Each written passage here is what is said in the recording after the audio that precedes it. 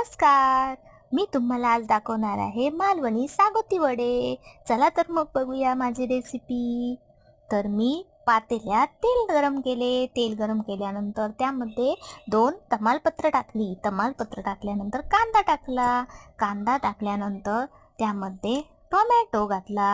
Tomato चांगला परतून घेतला चांगला तेलामध्ये.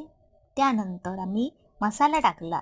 मसाला टाकल्यानंतर हळद टाकली. हळद टाकल्यानंतर चांगला तो परतून घेतला तेलामध्ये. त्यानंतर मी परतून घेतल्यानंतर त्यामध्ये चिकन टाकलं.